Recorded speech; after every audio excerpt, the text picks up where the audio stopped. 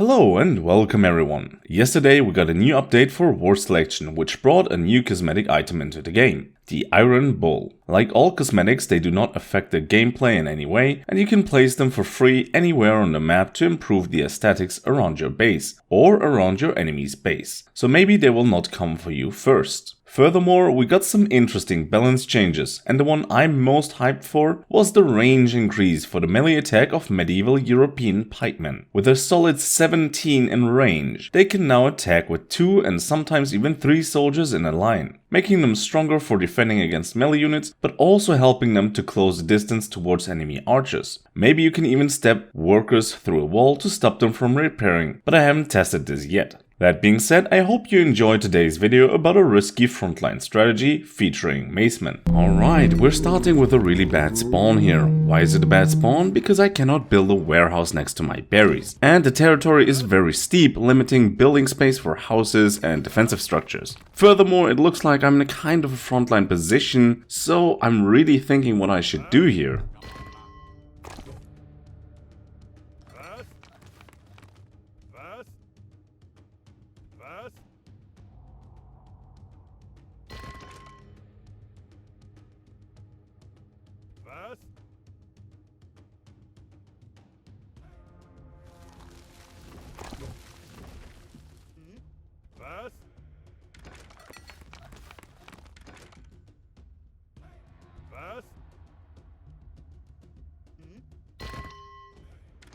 After scouting a bit more, I can confirm that I am indeed the frontline for my team, and with the troubling spawn that I had, I think I wouldn't make it far if I tried to rush through the ages. So I plan on rushing the enemy frontline with an early Macemen rush. But as their scout pops up in my base, I delete the second fight pit to not reveal my plan and instead build some fight pits closer to the frontline. With just one fight pit, he might think I'm building a small defensive army. But this fight pit now serves me to unlock the Macemen while my stonecutter researches the armor and damage upgrade for them.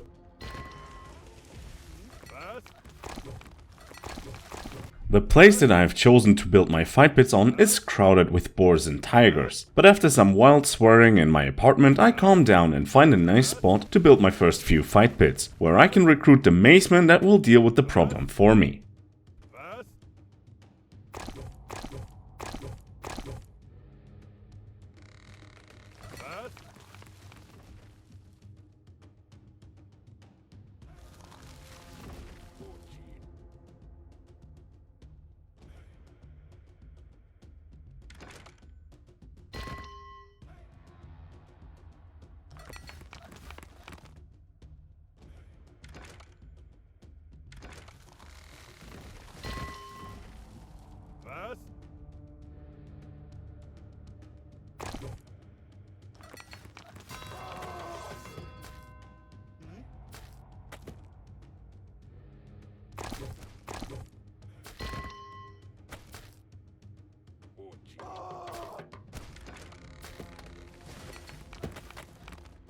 Once the animals are slain, my Macemen army approaches the enemy. First we destroy some houses, then we find his fight pit that will be of little use to him, but as soon as my scout spots his town hall, my Macemen are ordered to ignore all the buildings and seal the deal, by taking this player out, just in time to get into his base before he can build a wall that would protect him from certain death.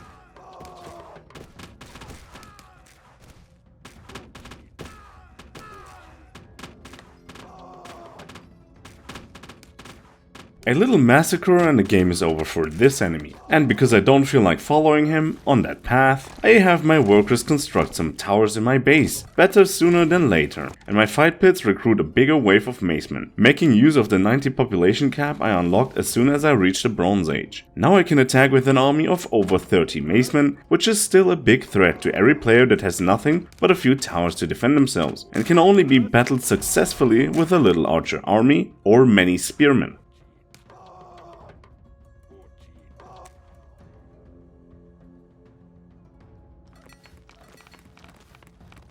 I also realized that there is only a thin path that leads into my base, so I simply wall that off and reinforce it with a few towers to be safe from cavalry raids that might come in any minute now. And indeed, as I am paying attention to my Macemen army, they are already causing chaos in the next enemy's base, who is supported by horse archers.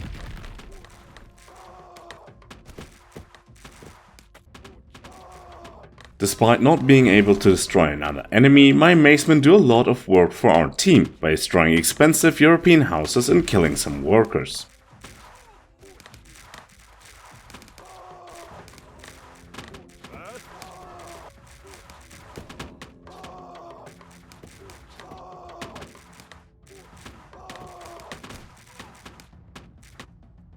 Just as I manage my frontline workers to keep my economy optimized, running deer announced the arrival of enemy troops outside my walls. A little clunky, but I managed to close the gate just in the right moment, keeping the enemy cavalry far from my workers who can now safely repair the gate, while the towers eliminate the threat entirely.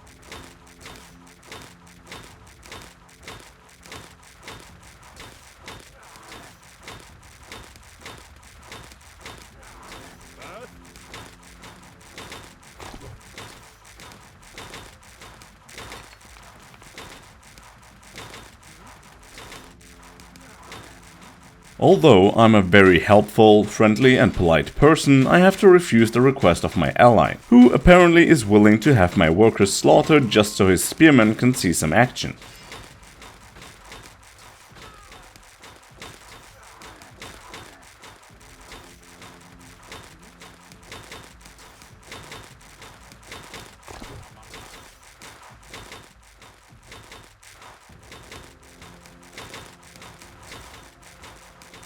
My towers and walls handle the situation very well, and I didn't plan to even live that long due to my forward spawn and risky strategy, but I reached the medieval era and upgrade my walls so that no more repairing is needed. Once the last camel hits the ground, I fulfill my ally's wish and his troops happily run into their death elsewhere.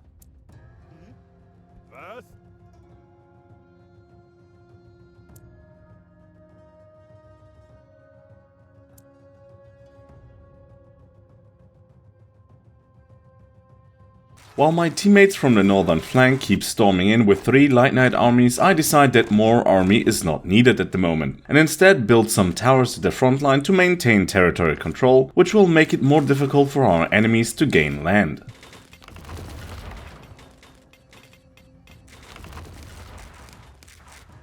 Soon after, one enemy quits, then another enemy quits, and finally we have won. Was it because of our 3 Light Knight armies, or because of the sheer pressure through my last Ashigaru that was committed to destroying those houses? We will never know. But I hope you enjoyed watching the video. Maybe you can take from this video that a risky frontline strategy can pay off. Disrupting the enemy's frontline players before they can build a wall and towers can be worth a lot. Yes, I was risking to get destroyed early on, and I had fun risking it. And it was worth it. I had in mind that even if I get destroyed, I'll have caused enough damage so that my team should gain an advantage out of it. But if you want to take more than that from this video, simply comment sparkles and sprinkles under this video together with your Discord ID, so I can contact you if you win one code for the new Iron Bull cosmetic. Thank you for watching and see you in the next one.